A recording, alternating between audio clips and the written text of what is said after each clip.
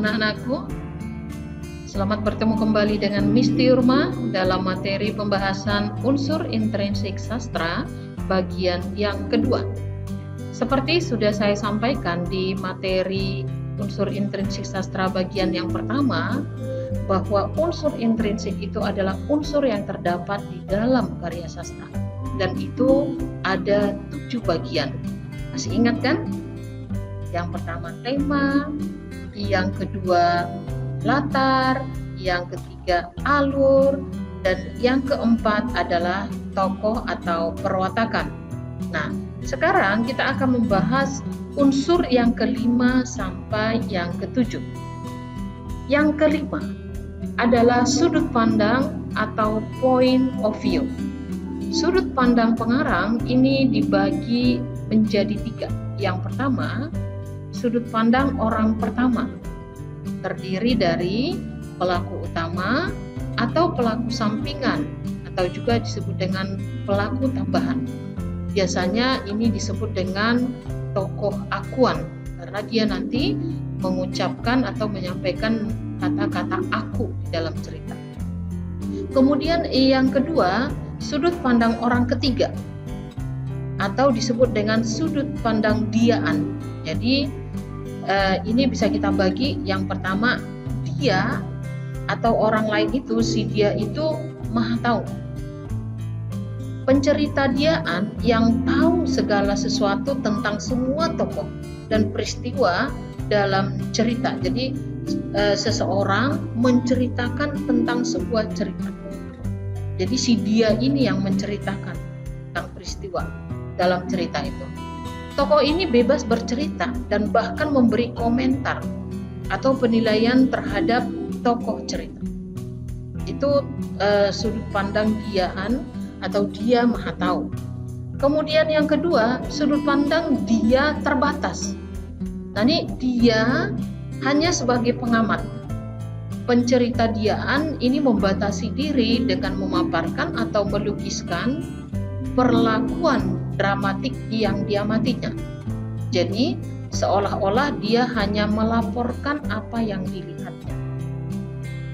Jadi beda ya dengan yang tadi yang serba tahu atau maha tahu. Sepertinya tokoh yang bercerita ini tahu semua tentang semua hal gitu. Sementara kalau yang terbatas ini dia hanya melaporkan apa yang dia lihat, gitu ya. Jadi tidak semuanya dia tahu.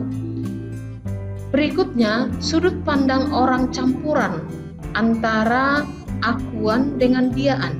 Bisa dicampur ya.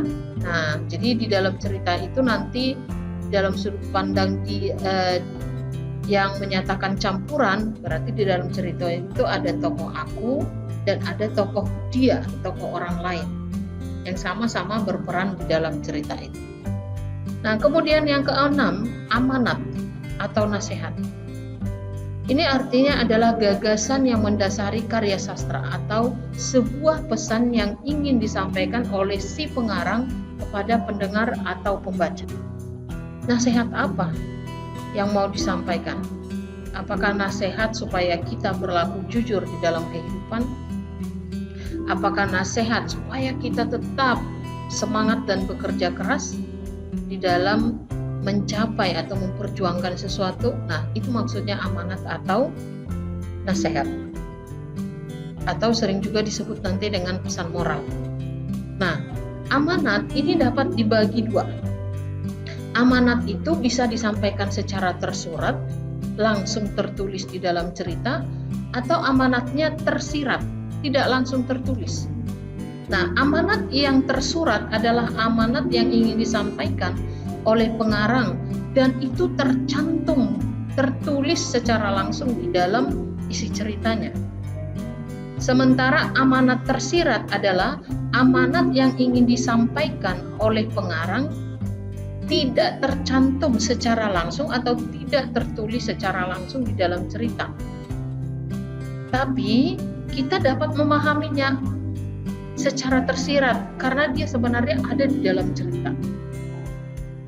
Nah, kemudian yang ketujuh, gaya bahasa. Gaya bahasa atau majas adalah cara pengucapan bahasa. dalam prosa, atau bagaimana seseorang pengarang mengungkapkan sesuatu yang akan dikemukakannya. Dan gaya bahasa ini ditandai oleh ciri-ciri formal kebahasaan ya, seperti bisa menggunakan pilihan kata atau diksi yang teratur, yang halus, dan lain sebagainya. Struktur kalimatnya bagaimana, bentuk-bentuk bahasanya bagaimana, figuratif atau variatif, dan lain. Oke, nah jadi kita sudah membahas ada 7 unsur intrinsik yang terdapat dalam sebuah karya sastra. Oke, selamat belajar, terima kasih, bye.